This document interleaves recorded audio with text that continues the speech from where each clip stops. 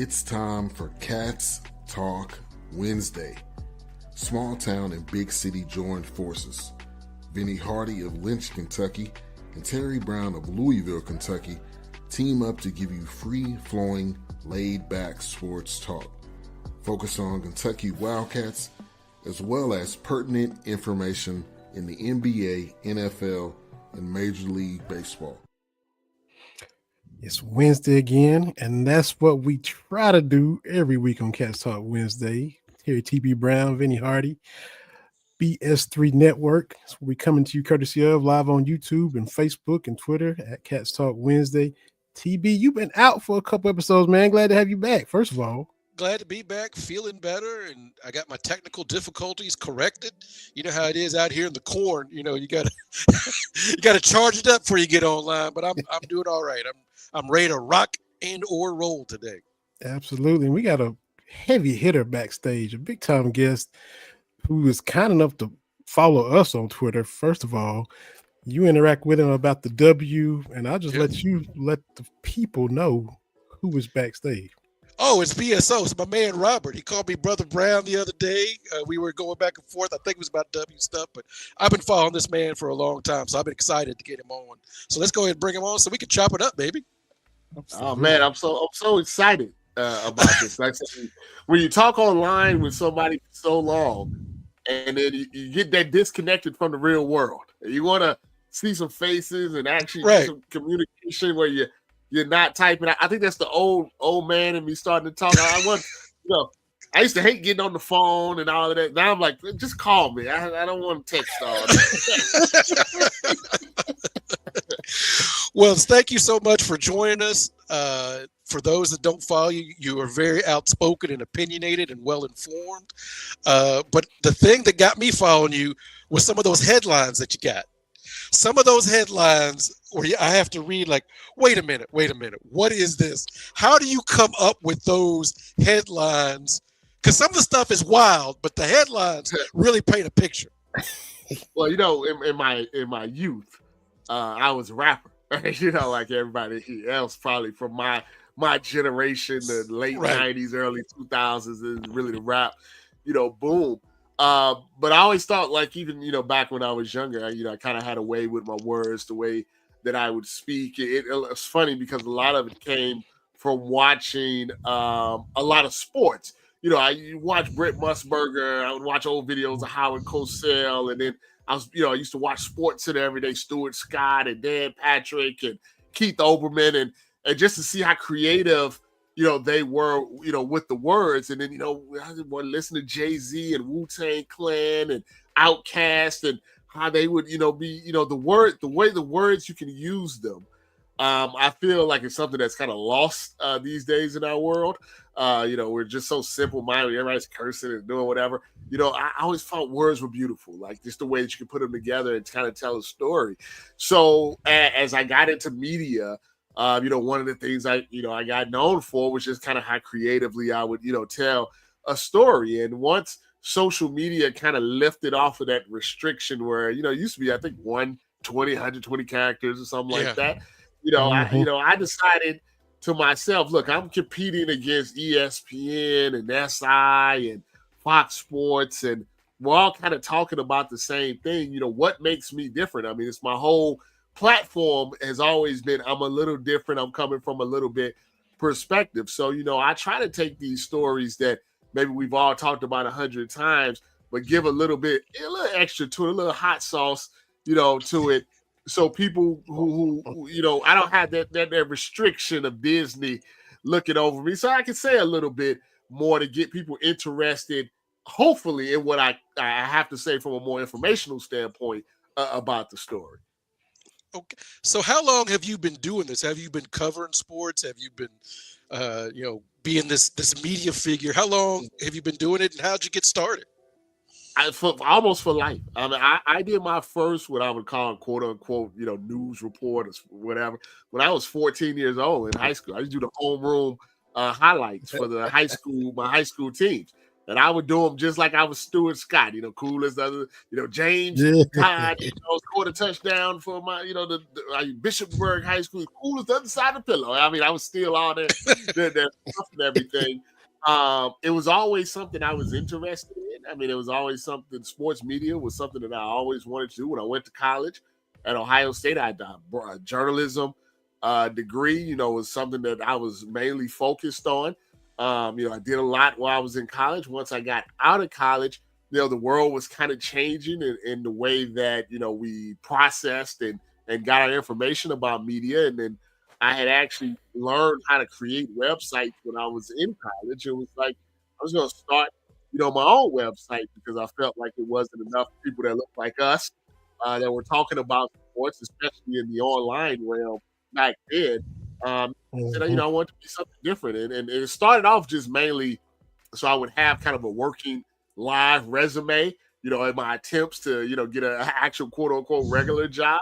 But thankfully, the way the times changed with social media and the internet and the iPhones and all of this stuff, it kind of just fit right into what I was already doing.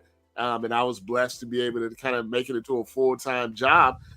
Now, we're almost talking, from my high school years, 20, 25 years later, I'm not that much different than I was in high school, except, I got these 3 beautiful girls running around here and a wife and a house and a mortgage.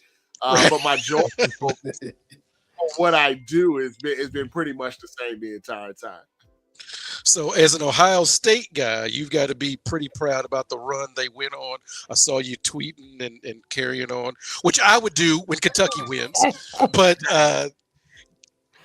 so talk about that stretch from you lose to Michigan, then you get in the playoff, and all of a sudden it looks like the Buckeyes are on a mission. We all had jokes about the flag planting. Like we all had our thoughts and all that kind of stuff. But to see Ryan Day kind of shake that monkey off his back of not being able to win that big one had to be a big thing for you this year.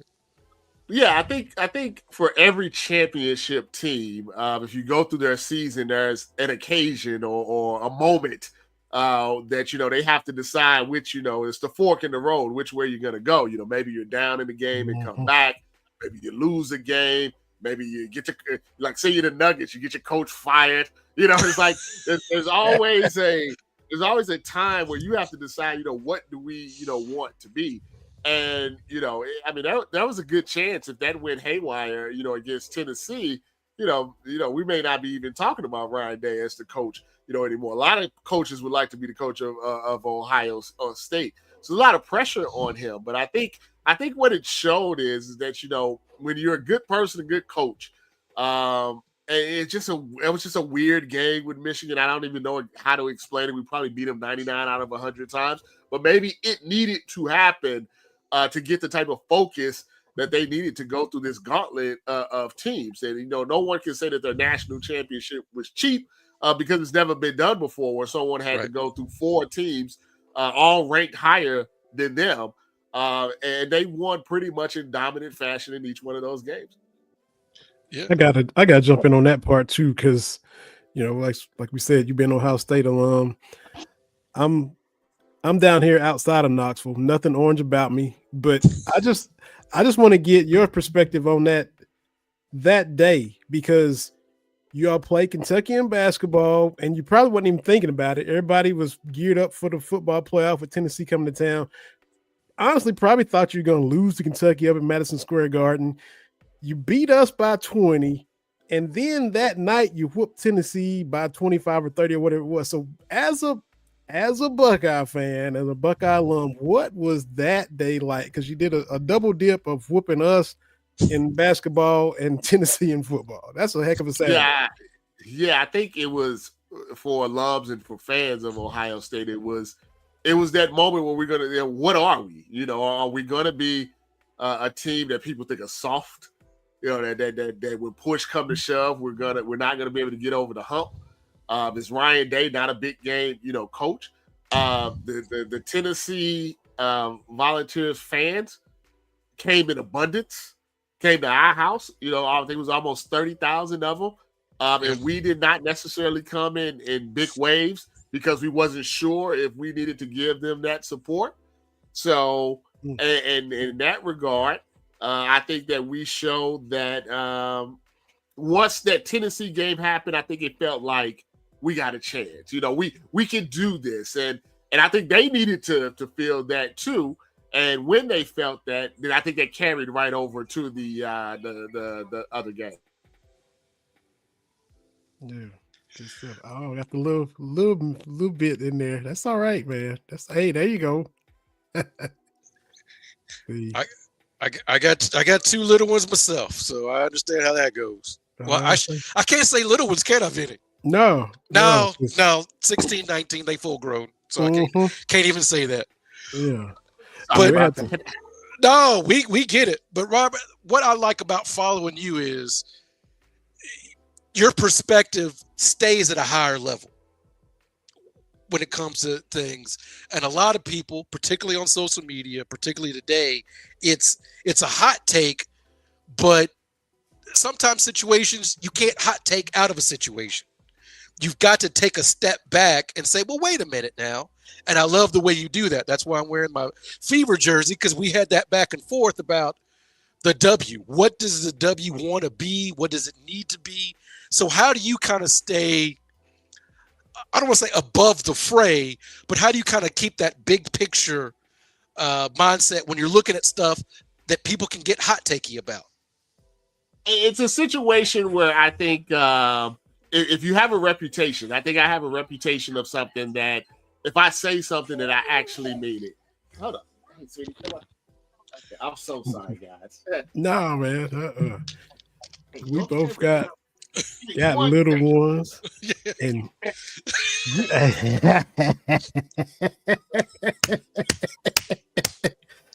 I don't have it from the girl dad perspective like y'all, but I had little ones. But no, we have a little one on top of the other one. I'm so sorry you guys got to edit it now. So what let me just go back to what I was saying. Is that did she just open the door? Sweetie.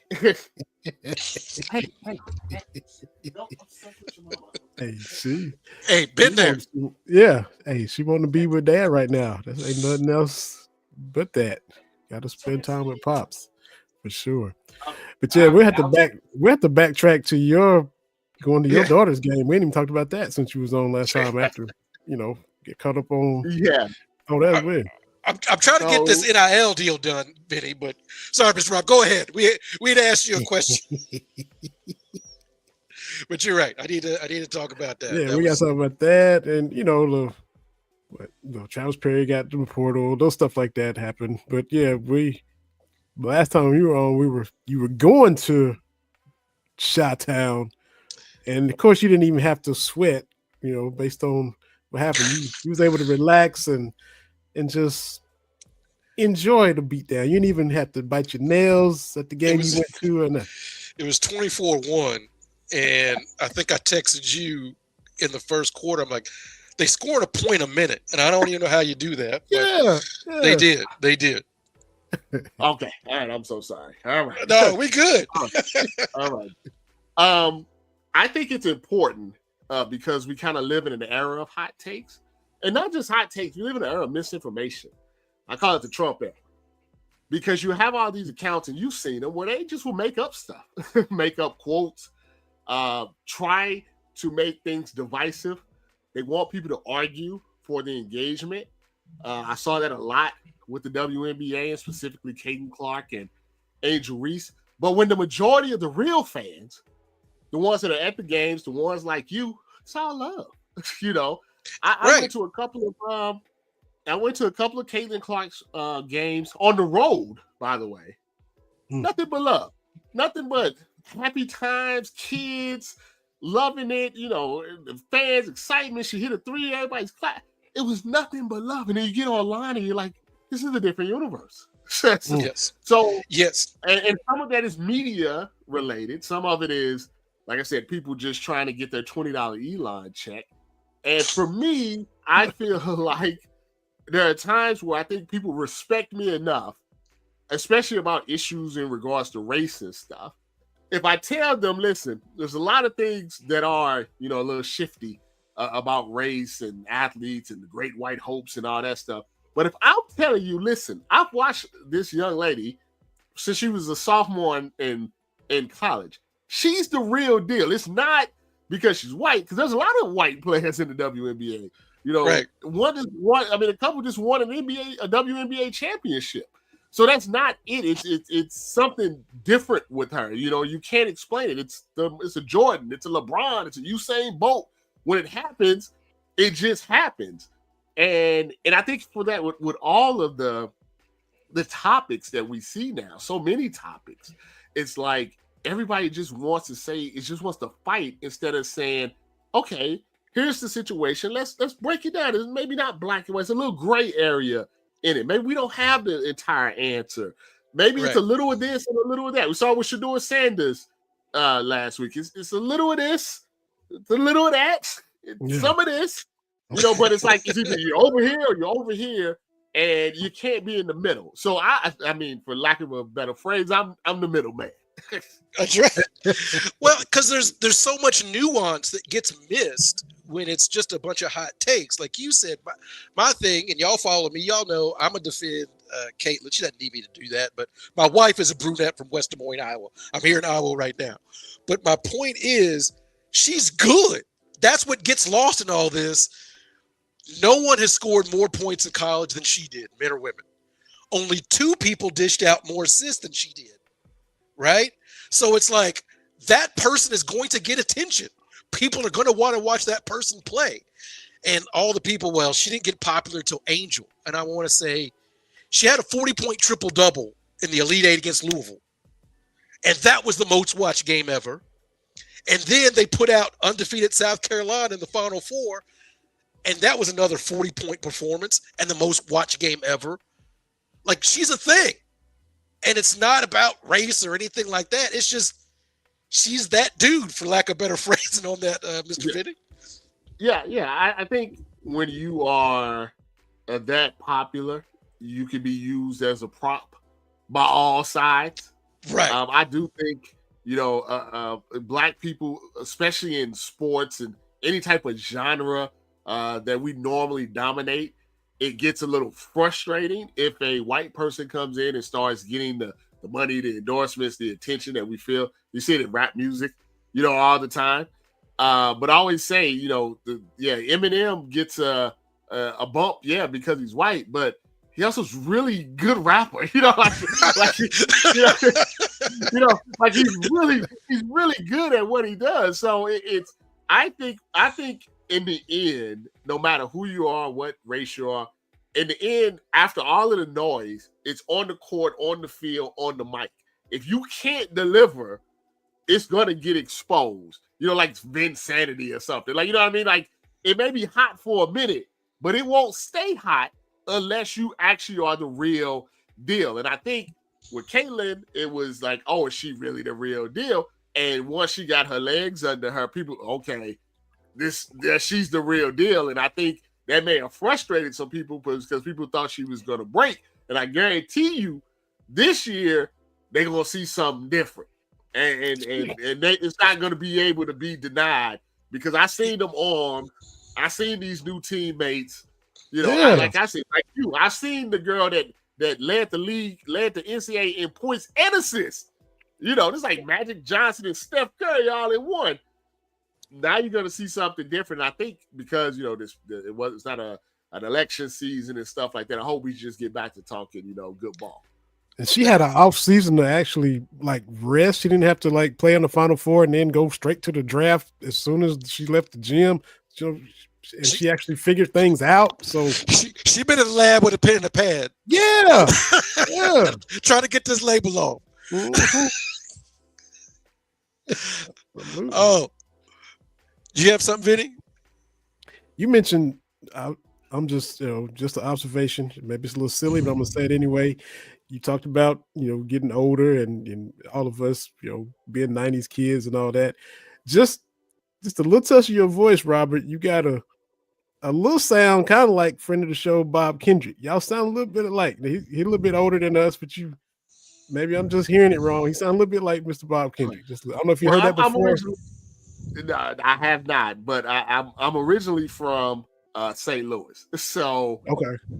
there's a little country grammar in my voice, especially when I'm talking to people that I'm more comfortable with. I can go Dan Rather if I have to. Walter Right. Cronkite.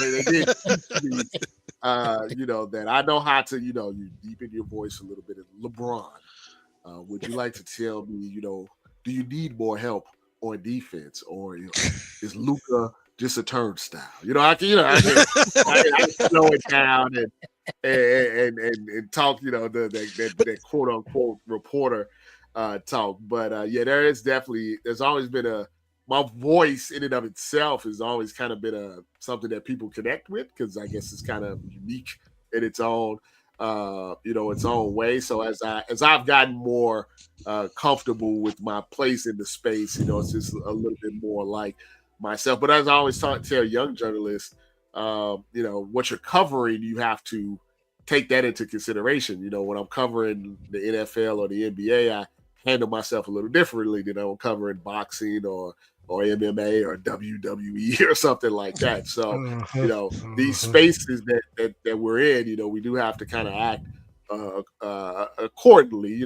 People like to. I don't like to call it code switching, because that's something that's negatively put on Black people. White people do it too, because Everybody does. these white, I seen these white reporters be in the media room, and the suit and everything, and then they come out and they cursing up a storm and drinking beers and stuff. So I'm like, everybody understands, different rooms, different situations. But I think sometimes we get a little too caught up in, we have to do this.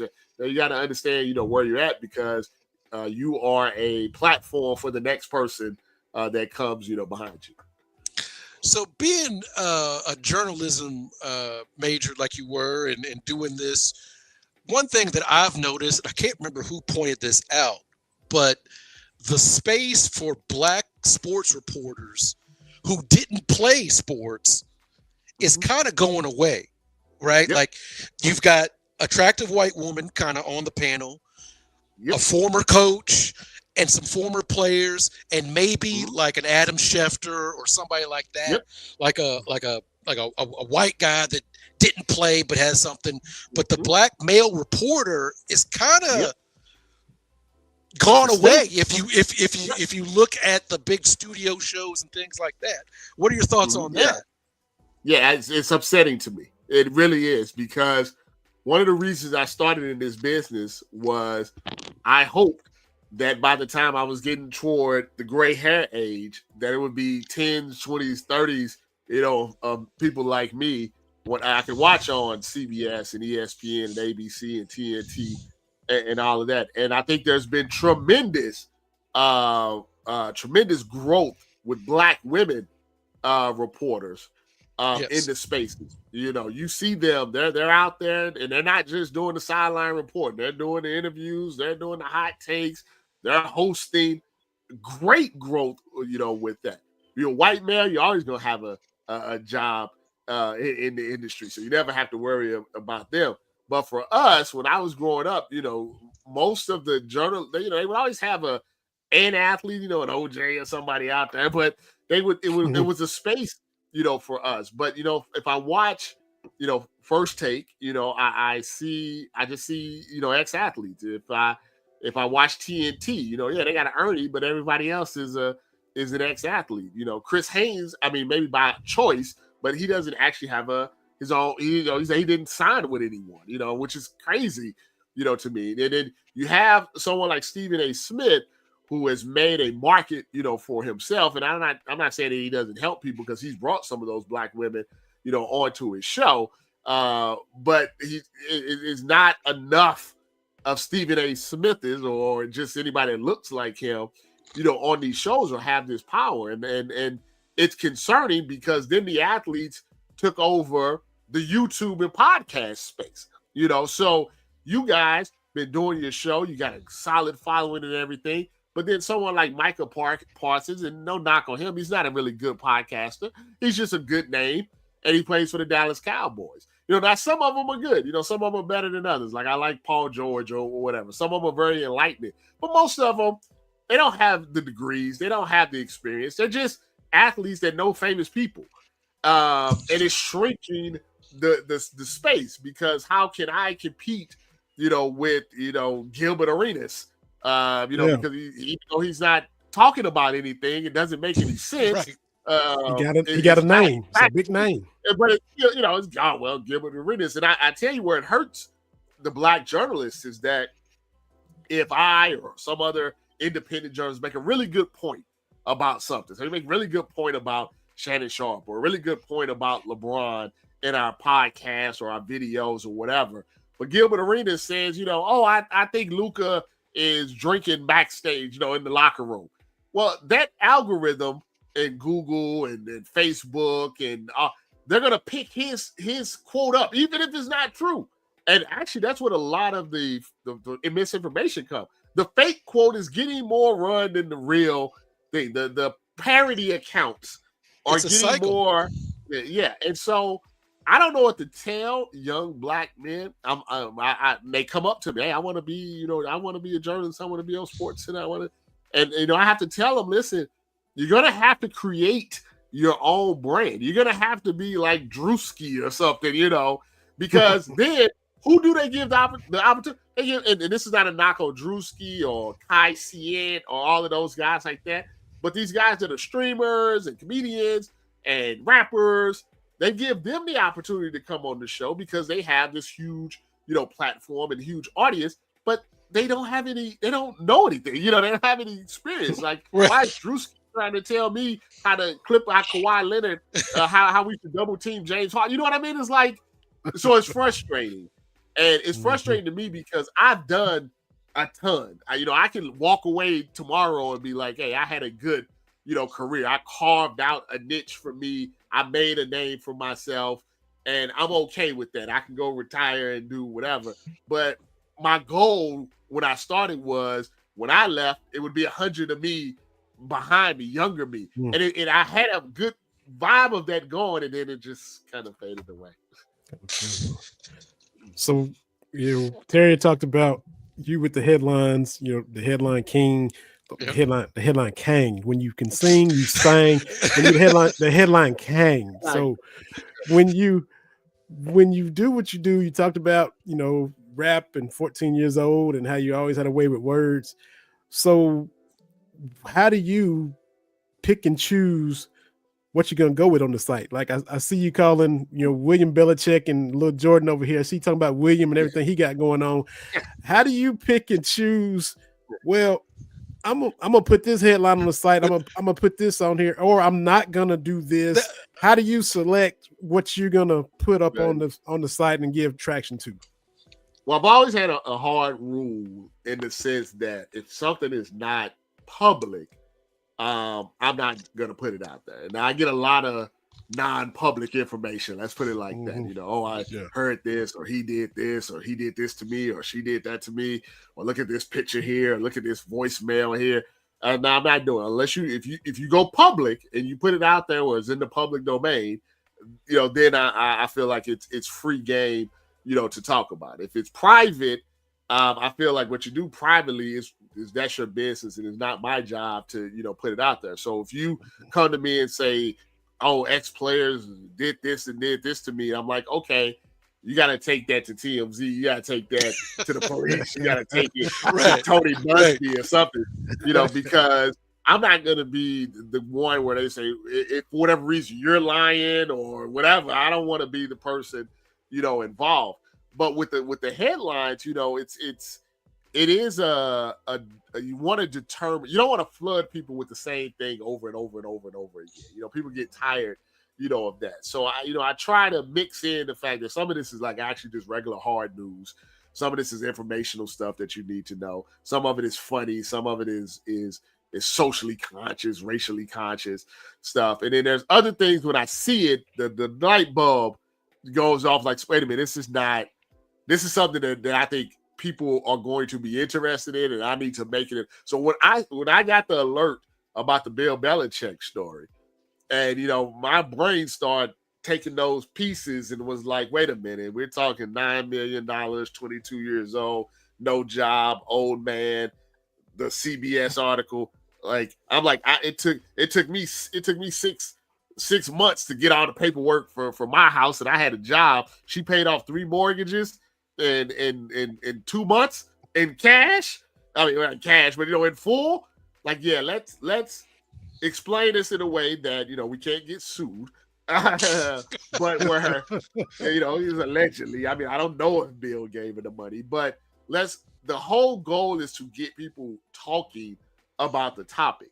The more people talk about the topic, the more people will go research and go to the link to figure out more new information. So how do I get people talking? Even if it's something subtle as calling him William instead of Bill, because somebody's going to think that's funny, I did. But that's a weird situation, though, right? Yeah. That's a weird. If you saw your 70-year-old dad with a 24-year-old woman, and he's got all these, like, that's just a weird thing. And seeing that clip where she comes in, she's running the interview. I'm like, well, this is weird, right? Like, this is it caught me off guard.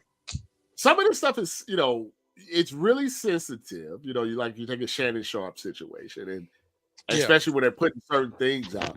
So that's when the experience comes in, I would say. When I was younger, I just rolled with it. And I would just put it out, and I didn't think, and I would say things probably a little too much, or I would assume things, even if they were true, that maybe as the journalistic rules I should hold back on. And that would get me, in some trouble. If I felt really strongly about something, even if it was against the grain, I would say it, not realizing that it's very difficult to fight the internet. It's like the 100 gorillas and the 100 men and the gorillas. Like I just give you a quick example. This is from way back in the past, though. Like I had information. Remember Derrick Rose had caught a case, and a woman was alleging him, and it went to trial, and he was found innocent. Well, I got some information pretty much early on from a couple of sources that I felt were airtight, in the sense that I felt like Derrick Rose was innocent. And I wasn't shy, about saying that. But those are really sensitive type of situations that, when you say those type of things, there's going to be pushback from people that have experienced those type of problems. And, and I wasn't mature enough to just let the thing play out, because I knew what I was talking about, and you should listen to me. And I remember I was talking to someone about a potential deal or something, and they brought it up. Hey, I believe all women, and you said this about Derrick Rose, and it makes me uncomfortable. And then I learned a hard lesson. That it doesn't matter if I'm right. Like you have to have a little finesse in some of the stories. So when something like Shannon Sharp comes across, or Bill Belichick comes across, and there's a lot of information coming in to me, I think one of the things that I've learned is how to parse that out to where you can talk about it. I'm just the provider of the information. Keep me, out of it. That's good stuff. For sure. Go ahead, T. Oh no, I thought you had something. I was going to ask something about Stephen A. Smith. Where do you fall on Stephen A. Smith? I know he was a hard reporter and journalist forever, but now we got TV Stephen A. Smith, and he's picking fights with athletes. He's picking fights with whoever. He's on Fox News. He's whatever. Where are you on Stephen A. Smith? Because he does some good stuff, but then there's some stuff like, this feels extra. So where are you on the Stephen A. Smith and Shannon Sharp for a little bit too? My thing with Shannon Sharp is you too old to be involved in whatever's going on. You get to be in your 50s and 60s. You need to put that stuff down. But I'm sorry. Go ahead there, Mr. Robbins. Yeah, with Stephen A. Smith, I think it's one of those things where if someone gave you $100 million contract, you think you was right all the time too. You know what I mean? I think when you become popular and you make all of this money, and then you have other people saying you need to not be so loud, or you shouldn't be on Fox News, or you shouldn't do this. but then they present to you $25 million a year for you being you. It's very difficult for probably in that person's mind to be like, I'm doing anything, wrong, because they're paying me. And people will be like, well, they're paying you to be this and all that and all of this stuff. And I'm sure he's like, yeah, but they're paying me. And what I'm doing is working. You're watching. My show gets these ratings. My YouTube channel gets these views. My tweets get this much.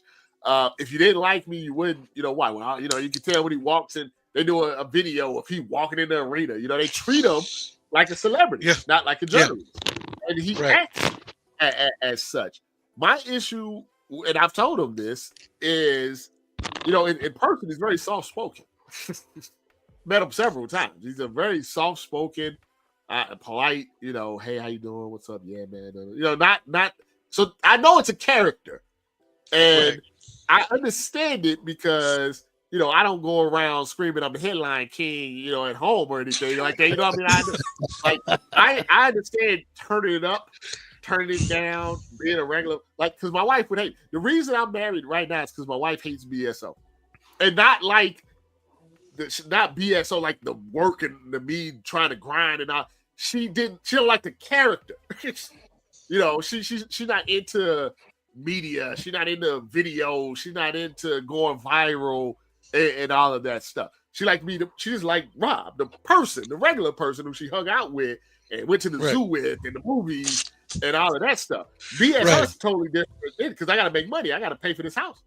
So I have to, I have to do certain things and I have to rile up certain individuals. And I think for Stephen A, it's like, I want to make as much money as I possibly can.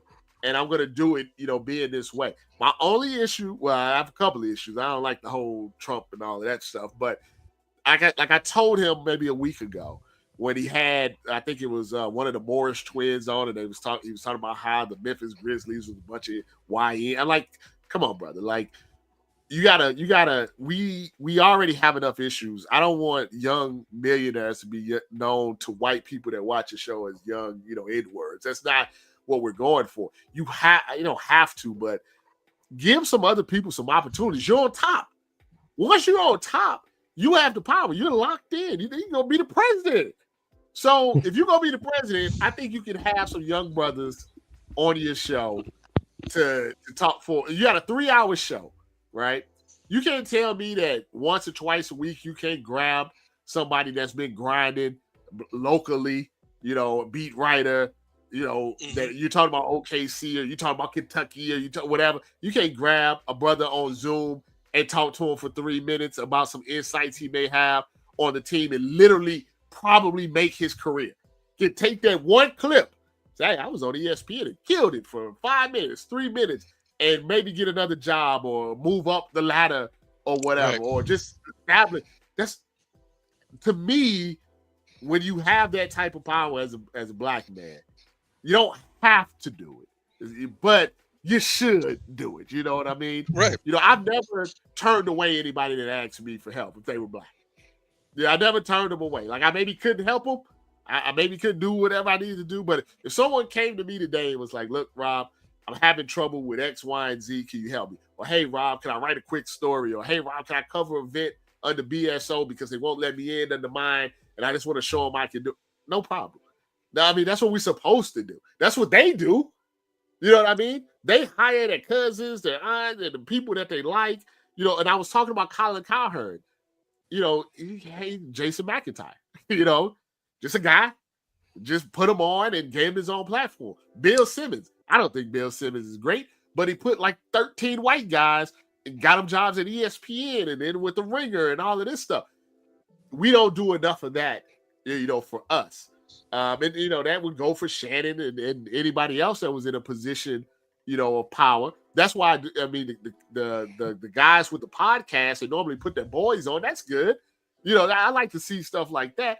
But if you got a podcast that gets a million, and just bring somebody on. That's what we should be doing. Talk to them. You have the platform. You have the power. But it's like we want to hold it, for ourselves and not spread it around. And so that's really my issue with Stephen A. Smith. And I hope he heard me because, when I talked about that, I mean, I know he reads the tweets, and I put his name in it. It had 2.3 million, views. So I assume it got to him. So I'm hoping, something like that changes. Hey, go ahead, T. No, I said that's good stuff. That's where I am on Stephen A. Where it's like, you got this platform, you should do a little bit more with it. I think that's my 2 cents.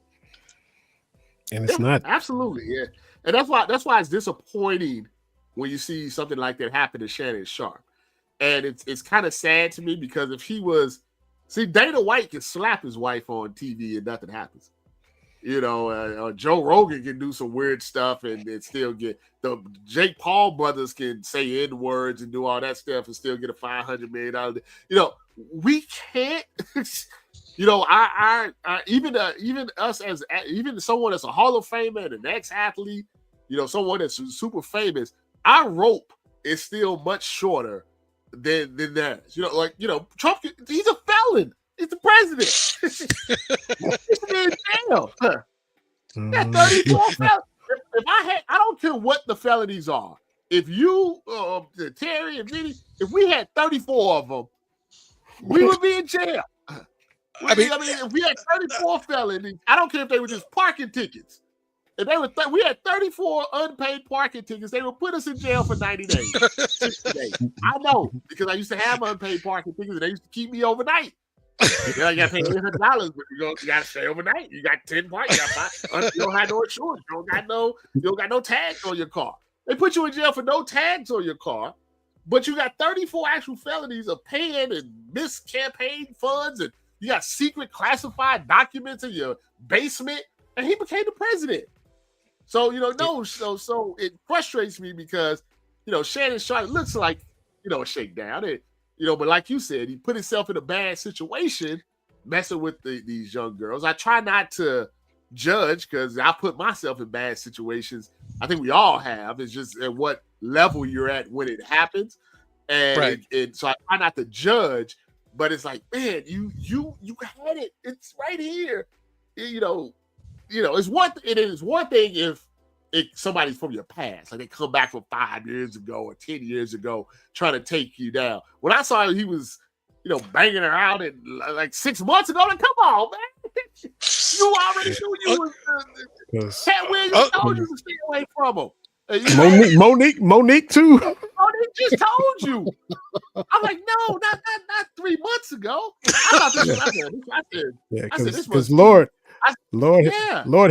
help if she's from 5 or 10 years in his past, because we don't even go down that road. Oh Lord. I just assumed that it was somebody that was salty, like a Diddy situation, it's been so many years, but now they're like, it's a time to get him when he's getting ready to. That's what I assumed at first. Like, he's getting ready to get this $100 million contract. Somebody from 4 or 5, 6 years ago, salty that he broke up with her and, is trying to come back in. Because that's how Busby works, at times. He'll find people from 20, 30 years ago to put a lawsuit.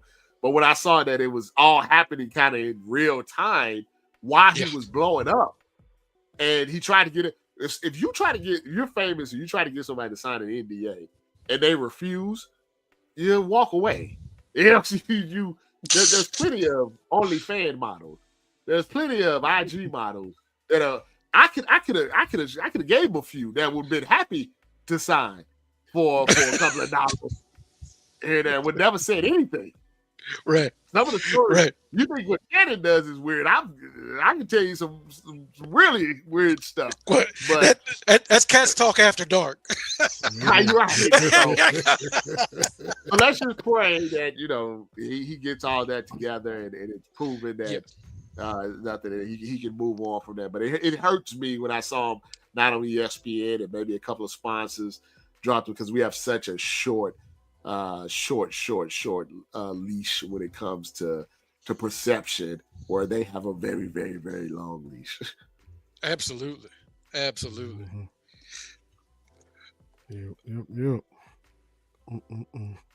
It's been some good conversation, man. Man, I've been looking forward to this. My wife follows you. Told her that I was having you on. She said, "Oh, she's actually going to listen to this show, Vinny." Yeah. when it's just us, she won't listen. But she's like, we see I who. told you, my wife doesn't. Nah, she don't like any of the stuff that I do. And don't get me wrong. She's my biggest fan. Like, support.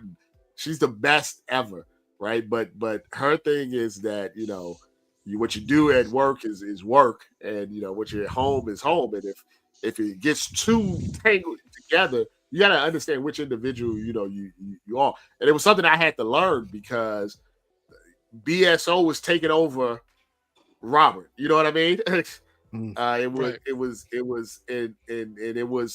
being where the business was so encompassing that I was losing a little bit of my personal. And I think that's also why I had maybe in the past had such a short, fuse, or I would go off, or I'd be a little more controversial because I was getting caught up maybe more in the character than in the real life. And it took, not her as well, but I remember someone says, "Hey man, if your online life is better than your real life, you got a problem, because that's not, that's work. That's not real. That's a fan, you work, and I had to unravel, that I had to unravel, maybe what's really, important, to me, because it's no fun, like you say, being, I would never want to be a 55-year-old man having to get a 19-year-old OnlyFans model. That doesn't sound, at this point in my life, that doesn't really sound very appealing. Yeah. No. I mean, when I was 30, 35, maybe, but like, I think as you get older, you want that foundation, that settling, that when you and I finish talking, you can see my daughter is like, "Hey, Daddy's here at school, so what do we normally sit out in the back and play," and she's like, "What the hell is going on?" Right now, she don't know. She just knows. She don't know I'm Robert Littal BS. She just knows Daddy just picked me up from school, and we go out and watch, TV and play with the toys and stuff. So that's why she just busts in. Like, I don't know who these people are. So I don't know who I just know Daddy picks me up from school and we go and play. And I think hopefully, all of us get to a point in our lives that's where, we're at and the happiest. And I think that's why I'm much more calmer and I get in a lot less. And I notice I get in a lot less trouble because it's funny how that works. Exactly. Yeah, exactly. A lot less trouble. Yeah, because what I learned is, the people that attack you online, first off, you don't even know if they're real because they don't have the profile pictures or anything like that. But as someone pointed out to me, the happy people aren't online, attacking people or trolling because they're happy. They're out doing happy things. Right. You have to not be a happy person to spend your whole day just engaged in negativity and you're this and you're that and the left, you're a snowflake. Like if you spend your whole day doing that, when are you ever living, life? And when someone explained it to me like that, when someone every once in a while says something to me, I just say a little prayer for them and I just move right past it and concentrate on people like you, Terry, and Vinny, that, we have really good, it's cool because we have really good conversations. Once you weed out that part, it opens up a whole, then with all the positive things about social media that, help me, build my brand. All of a sudden that comes back into play. We can talk about the game. We can talk about the topics. Right. We can agree. We can disagree. And it's so much more fulfilling than spending all of your day fighting against people who like I said, might not even exist or whose only job is to try to irritate you because you're living your good life. Yeah, and you let yourself take the bait and then get yourself messed up, Yeah, because you say something that you're supposed to say, and I won't say who, but I saw now when I see somebody, if I know them, and I'm like, I will go in their DMs quick and be like, look, man, they're not worth it, and no matter what you say or what you do, you engaging them, they won. right. That because no matter what you say, I got him, he's bad, she's bad. I'm like, you're winning. What are you? You're winning. This guy's a scrub. Why are you even? I mean, that's like I said, I'm getting older, so I'm all feeling all daddy-ish. Perspective, man. Perspective. Can't have perspective till you get it. That's Yeah, right. because I see a lot when I see young people do it, I see a lot of myself, and them grinding, trying to get up and not taking nothing. You know, like I said, I'm from St. Louis, Missouri. It's you didn't in real life. You didn't take certain things. You know, people call you certain words. You couldn't just walk away from stuff like that. You know, when I grew up, but I had to realize this is a different time. You know, it's a different world. A lot of people are very. I think it was Ime Udaka who was like, yeah, they called me all type of stuff online, but I was walking in the Bay Area and everybody's like, "What's up? How you doing, Ime? Good luck." You know, it's like the energy in real life is very different than online, and once you come to realize that, it just makes your life a whole lot easier. So I just tell people, "Hey, man, just focus on what you're doing, engage with the people that support you, and you'll be okay. Don't make the same mistakes that I made, because I went in this blind. I didn't have a lot of people to kind of mentor me because there wasn't a lot of people around to do so. So I kind of went in face first and fell flat on my face a lot of times. And I don't want anybody to have to go through that. Some of the things that I had to go through coming up. Makes sense, man. Dropping knowledge with a little bit of Stephen A. Smith, a little bit of Shannon Sharp. We covered a lot of ground, Mr. Robert. I'm so glad we were able to make this work. Because when I first sent that tweet at you, I was like, I need you to come on and chop it up with us. Because I was talking to my wife about how awesome. She's like, won't you ask? She's like, you got a show. Invite him to come on. I was like, we should do that. So I'm so glad we were able to make this work and everything like that. And way to go on those Bucks finally getting that championship back to Columbus. Yeah, man. Like I said, oh no, I'm sorry, man. I didn't mean to cut you off. Oh no, I was just agreeing with Terry. I just said for sure, yeah. I appreciate you guys having me on because, like I said, it's not enough of us out here. So I'm glad that you guys are out here doing it big for Kentucky. And if Kentucky, Stephen A. Smith should call you guys. If Kentucky blows up, they should call you guys anything down there. My dad actually stayed in. He lived in Louisville for a long period of time. So he has some roots there as well. So, anytime I can get on and help you guys and talk to you guys, it's therapeutic for me as well. Because, you know why? Because I know you guys understand. And sometimes I do shows and I have to, I know I keep talking about character, but, you kind of, when you're talking to certain people, you're just, you're doing, you're just doing it. You're just doing the character. You're giving them the information. You're doing your thing. The other people you talk to is like, okay, we family. You can understand a little bit better, where I'm coming from. So anytime that you guys need me, let me know. Probably, maybe next time my daughter, maybe she has some thoughts as well besides playing with that YouTube on my phone. She's very serious. You're an official friend of the show, so we're gonna have you back at some point. Absolutely. Sorry, it took till 2025 for you to make your first appearance. That's better late than never. Yeah, we're gonna keep on moving forward. But Mr. Robert, thank you so much. Yes, sir. BSO, we appreciate you, sir. Yes, sir. Have a great rest of the week, and bless you guys so much. And thank you so much for having me on. Well, appreciate it, sir. Take care now. Yes, sir. There we go, TV. Here, man. Yeah, we've been interacting. Me and Robert have been interacting for a long time. Like I said, his headlines first caught me, like forever ago. Like, what in the world? Like, hold on.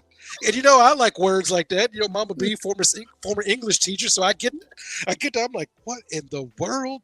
That's it. Because he got a little bit of have you ever done the was it Florida Man game where you oh yeah, type in your birthday, which for you would be August 5th, Florida Man, and then whatever headlines pop up in Florida, and how wild, he got a little bit of that, because that's, it's not like crimes and stuff, but it's wild sports, pop culture, right? Florida Man stuff, and that's what BSO, when he decides what he wants to go with, when he gets factual stuff, it's good. It's good stuff, man. It's good stuff. But glad we got to have him come on. That was outstanding. And he followed our Cats Talk Wednesday account, our Twitter account. Whoa. Yeah. Just like he followed us. I think before we followed him. Now I was like, whoa, because Yeah. and then he was kind enough to hop right on here and chop it right up, man. That was great. Like you said, y'all been talking about the W and had a little interactions going for a while. That was awesome, man. Yeah, well, the whole WNBA, the season's getting ready to start here in a couple of weeks. Training camps already started. I just want them to be a serious league and organization, right? That's all I want. This whole thing of, you can't root for any of the new players because you don't know who the old players were. Well, that's no kind of barrier to anything, right? Like, I can't tell you, you can't root for the Cowboys now because you don't know Tony Dorsett. Like, there's no barrier for that, right? Like, you see what I'm saying? Well, you didn't know who records she broke. That's not the way this works, right? You're allowed to have a gateway into something and not know the full history of everything, right? Yeah. It's like when Tiger Woods blew up in 97 and people were like, I'm going to watch this guy. Nobody was getting on TV talking about, well, you need to go back and look at Ernie Els, what he did in the 1984 U.S. Open. That's not how this works. It's great that you understand who came before. That's great, but that's not a barrier, right? All I'm saying is be fair, right? Yeah. Whatever you say about Caitlin, you have to start with, she's really, really good at basketball. Like, that's where it starts. Well, no, it's this, that, and the other. And like we keep saying, like Robert touched on, online is not real life, right? Nope. Like, all the people using Angel Reese and using Caitlin Clark and using all this stuff, just go to the arenas. Just go. You'll see grandmas and their grandkids wearing Fever shirts. Like, it ain't like that at all. It's not what you think. That's the thing. The people that buy the merch and go to the games, those are the real fans. Those are the people you should be worried about. I don't care what Caitlin fan 6920 like. I don't like. Why are you using that as a baseline?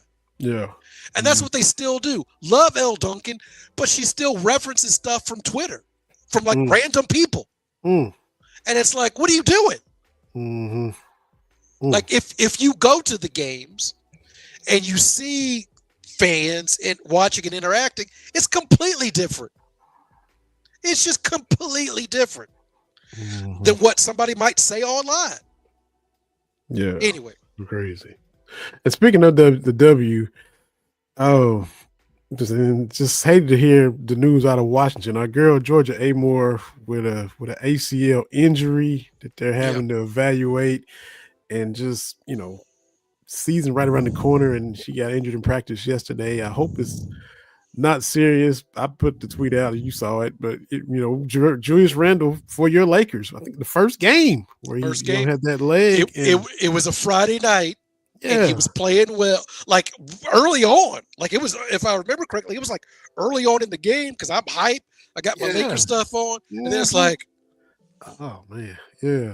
And it's one of those, you knew it was serious too by how how quickly people, like, you can gauge the severity of something like that by other people's reaction. Not quite like Lawrence Taylor and Joe Theismann. Oh, that was I don't think you could ever top that. And not just because I was 8. I mean, I could have been 48 and seeing what I saw. I mean, but seeing the injury was bad, but to me, it's Taylor's reaction, the jumping up and like waving people, like, and he was crying. I'm like, Lawrence Taylor is crying.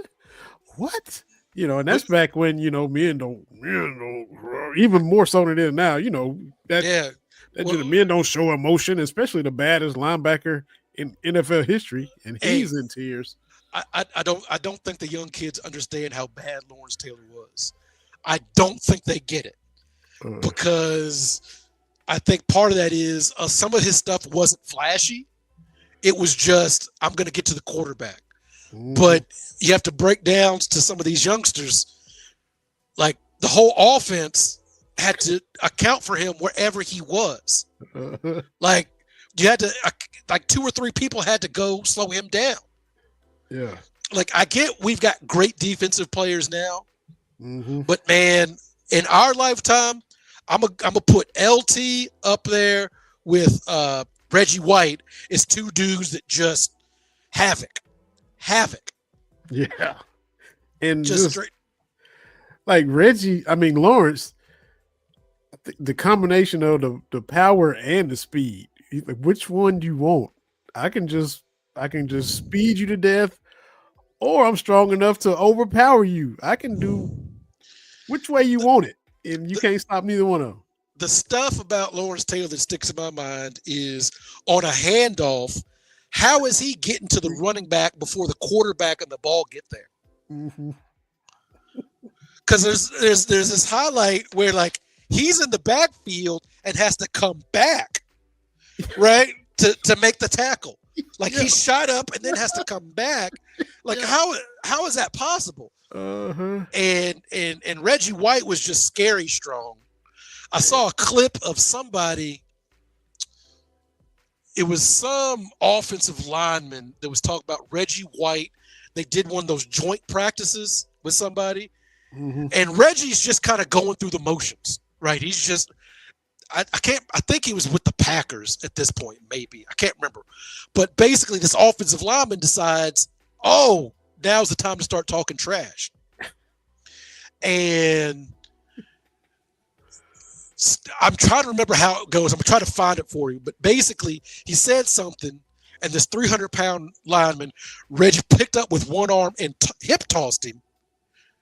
And said something to the effect of, like, next time I come through, you're going to meet Jesus, or something along those lines. And it's like, oh, okay.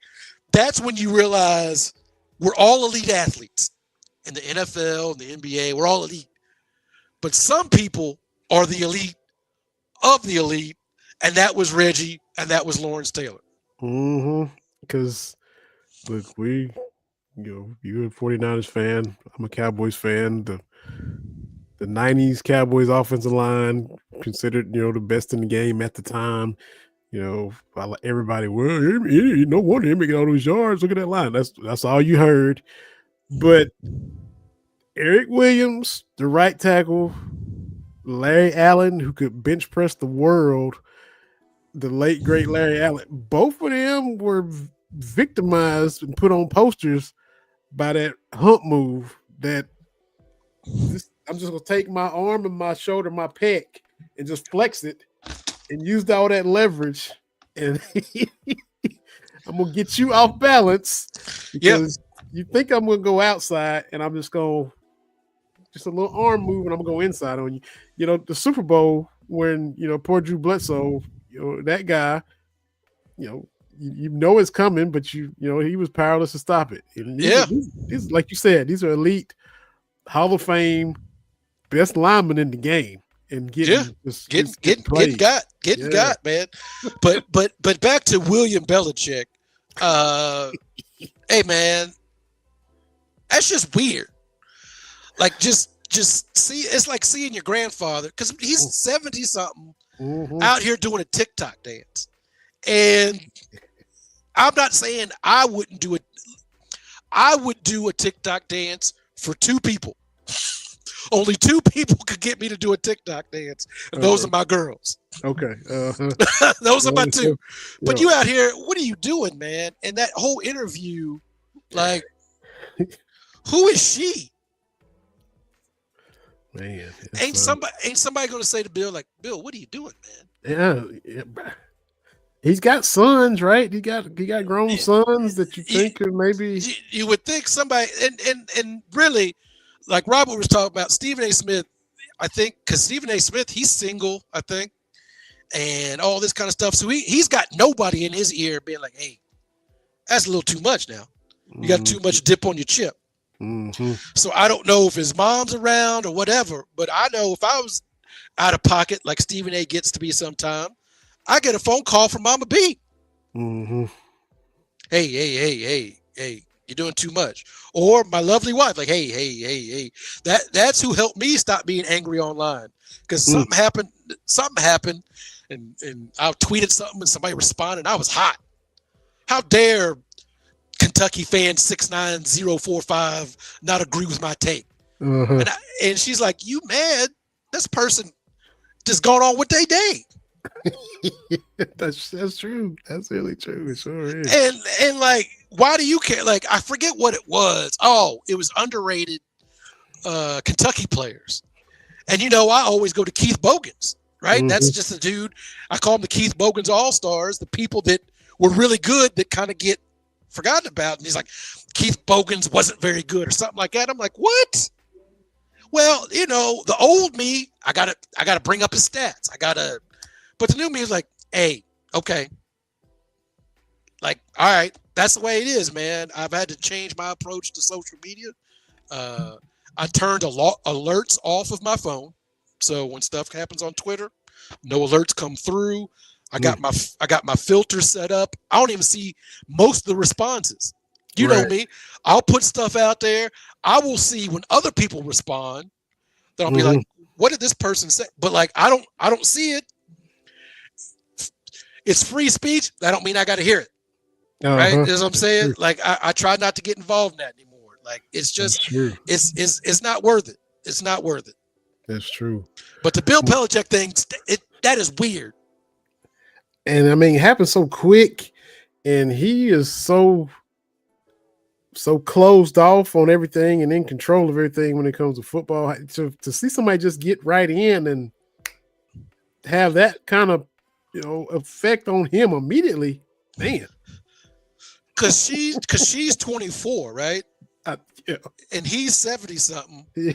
Look, man, I went up a couple weeks ago to my daughter's game, and she's 19, whatever. But watching her and her teammates, and I'm like, they all 19 to 20. That is not fun, man. Like, I don't know. It's all the slang and stuff. I don't want to learn new slang. Keep me out of it. I don't want to know this stuff. I used to try to be cool. I used to try. And then I realized being cool ain't all it's cracked up to be. But now I'm like, I ain't worried about that now. I ain't worried about no new dances. I watch the Grammys for a little bit, and I'm like, I don't know who these people are. Every now and then I go to my Apple Music and I'm like, let me see some new releases. I don't know who these people are. Let me pull up this 90s R&B mix. This is more appropriate for me. Yeah, hey, you know what I mean? Like, I don't want to be around no kids. Come on, man. Like a 24-year-old, I wouldn't want to be around a 24-year-old right now. Because, come up, talk about, 9/11 come up. You talking about, oh, my job, it was tough. She talking about, well, my first grade teacher wheeled the TV into the room. Like, okay. We're coming from two different things here, right? You have to, and getting older is understanding. There's a lot of young people kind of behind us that don't know, right? Like we talk about, that's what helps me with Kentucky fans. Because a lot of these young kids, young dudes, 23, 24, they don't remember the Tubby Smith teams. Right. They don't remember. Those 20-year-olds, all they know is Cal. Yeah. That's crazy. Right? That's all they know. And so you have to allow for that. Like, I have to allow that there's Lakers fans that have only seen a couple of championships. That aren't like myself that have seen 10. Right? So, but you have to, you got to just there's a lot of young people, but I ain't worried about that. 24 years old, Bill Belichick, you ought to be ashamed. And my 2 cents on, I almost said Sterling Sharp. I'm glad he's going to the Hall of Fame. That was deserved. But Shannon Sharp, you too old, man. Like, even if nothing comes out of this, you too old to be caught up in this. Yeah. That's what my dad used to say. Yeah, because I had a friend that didn't really do anything wrong, but was always involved in something. And my dad kept saying, you can't hang around them kind of people because they always involved in something. Yeah. Someone's accusing, like, what are you doing to be in that situation, Shannon Sharp? Like, Yeah, why are you going to a party as a 50-year-old millionaire to look for somebody 19? What are you doing? Mm-hmm. Looking for 19, buddy. Anyway, Yeah, you were asking me something before we got on the show. What was it? Oh, when I went to the game. 24-1. It was fantastic. Got to hear her name in the starting lineup. That was a good feeling. Got to meet some of the other parents and high five. So it was good stuff.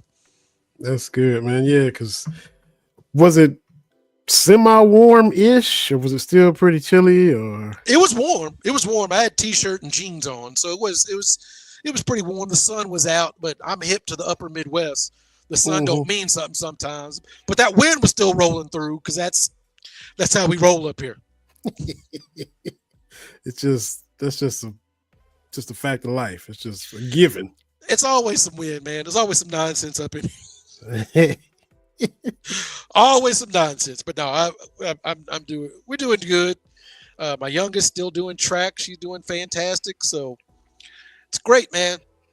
hey, you gotta love it. Gotta love it, man. So I knew we had to definitely get caught up on that, even though we got to backtrack a little bit or whatever. That's just. But this summer, I'm gonna go to my first music festival. My youngest loves music festivals like Bourbon and Beyond and some other stuff. And she said, well, she went to a festival 2 years ago,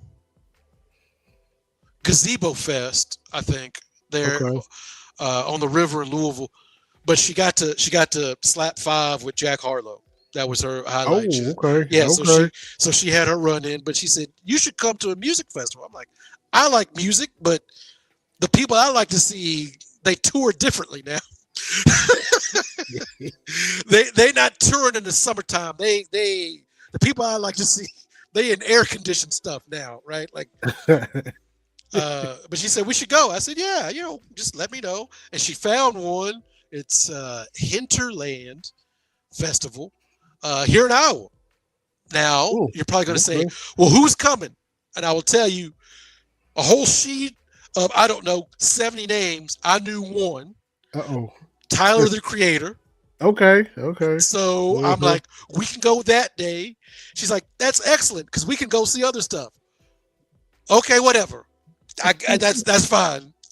But it's a 3-day festival. She's like, do you think we can do all 3? I said, no, I don't think I can do a 3-day festival in August.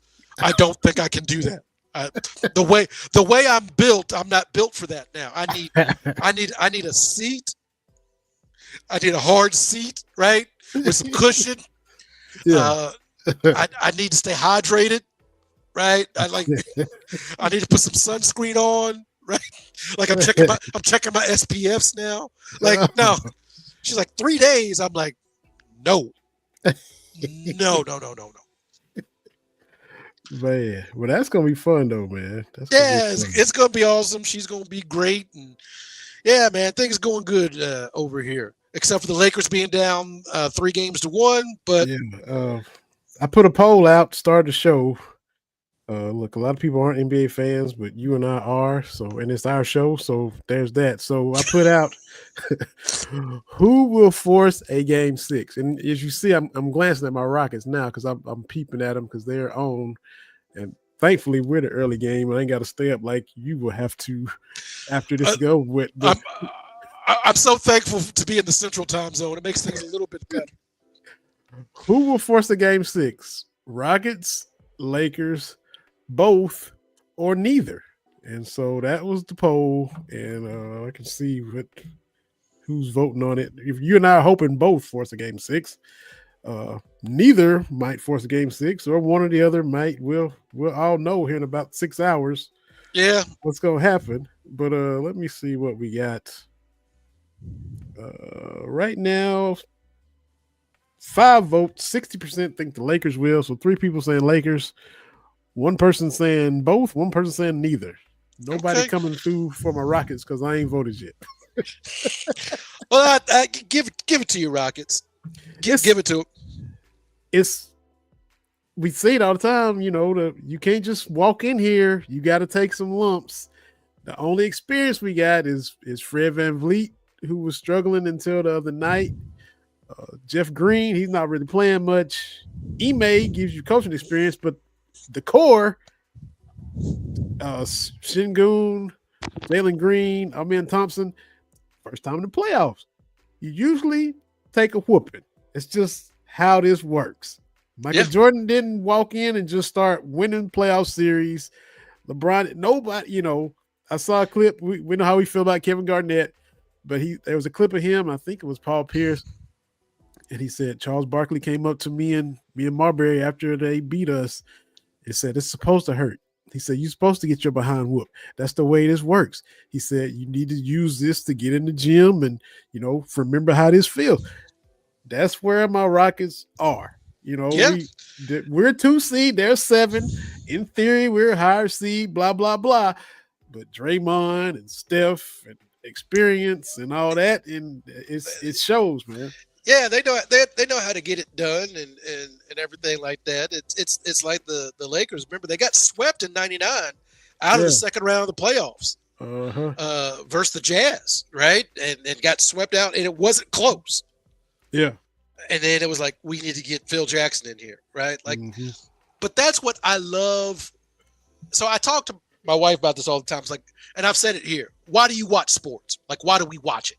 Right. And for me, it's, you want to see something you haven't seen before. You want to see people do things, and you become a fan of a player or a team, and you like to watch that team's journey, right? Maybe this is too grand and everything like that, but that's why I'm a Caitlin fan. Like, I'm waiting for the light to click because she was very good last year.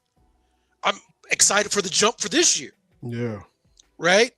It's watching those elite of elite get knocked down and get built back up. That's why when we talk about the Jordan mythos, stop diminishing the Pistons. Right? Like, he had to go through that.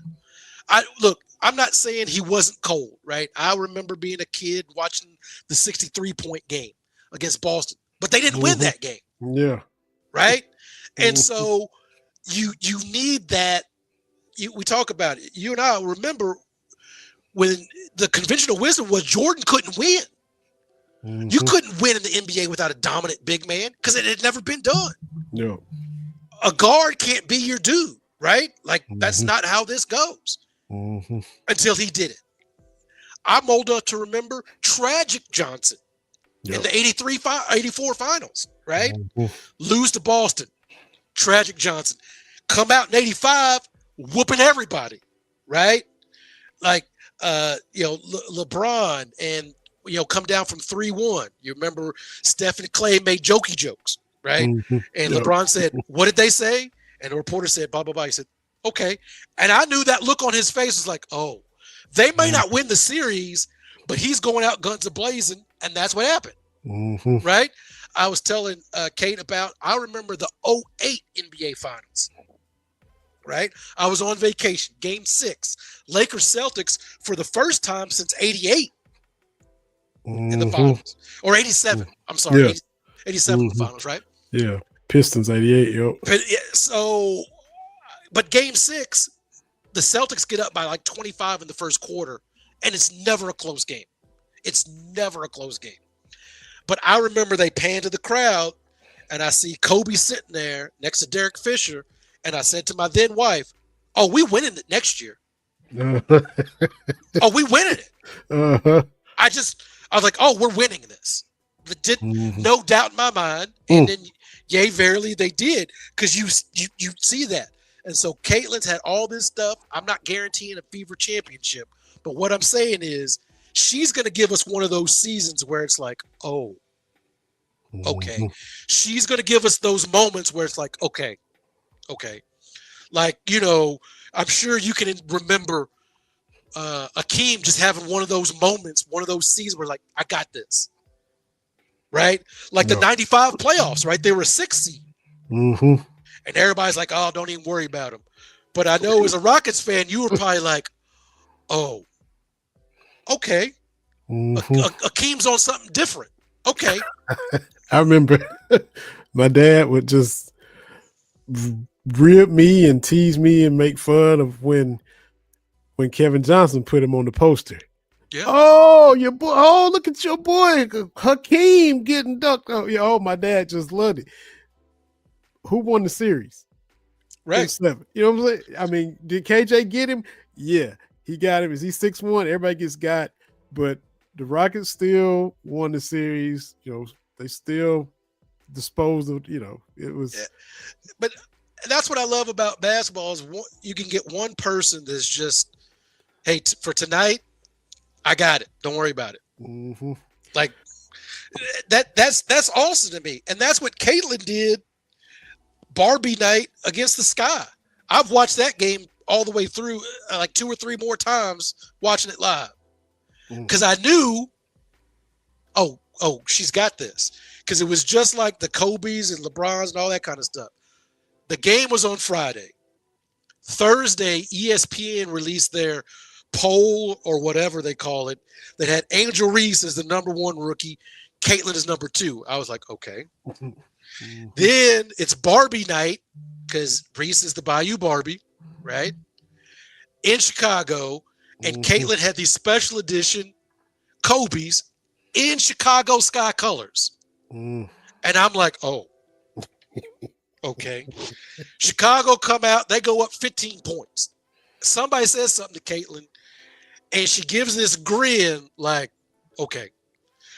And the Fever go on this run. They tie it up. It's close early in the third quarter. Fever up 2 or 3 points, and she's feeling it. And Vinny, she skips from one end of the court to the other. Skips. And I was like, oh. And does a little, I was like, okay. And the next thing you know, the Fever up like 25 points. That's what I'm talking about. That's what I love about basketball, because one person could be like, yeah, I got this. And with a 25-second shot clock or whatever it is, I can keep giving it to you. Like there's no help. Like a pitcher in a groove is brilliant, right? A hitter like Bonds, it's great, but you only get that once every now and then. Football, you got to wait for the plays. But basketball, I'm going to keep giving you buckets. There's nowhere to hide because up and down, I'm coming right back. What are you going to do? Nothing you can do about it. Exactly. Nothing you can do.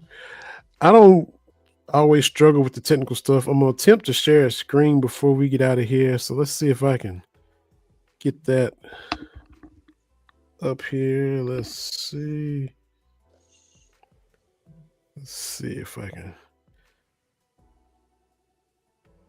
add it to the. There we go. Got a tweet from Katie Cat Cubs that we'll get up here. Let you read what the brunette sent. There we go. That came through nicely. Outstanding segment. So much wisdom and insight that Robert shared. And thanks, TB, for giving me a shout out for suggesting you invite him on the show. Just wanted to remind you that all caps, I was right. Okay. Well done, gentlemen. So there's your lovely wife jumping in on those Twitter streets.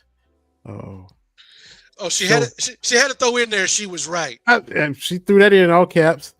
A couple laugh emojis, but then she said, "Well done." So she compliments. We appreciate it, but she was right. So there we go. And since she said that, when I slid into the DMs and she said Twitter was a bad place to find somebody, I said I'm gonna prove you wrong. I was right about that. So there we go. Hey. Where my mic drop, I was right too. Absolutely. So yes, just two-way street. Yeah.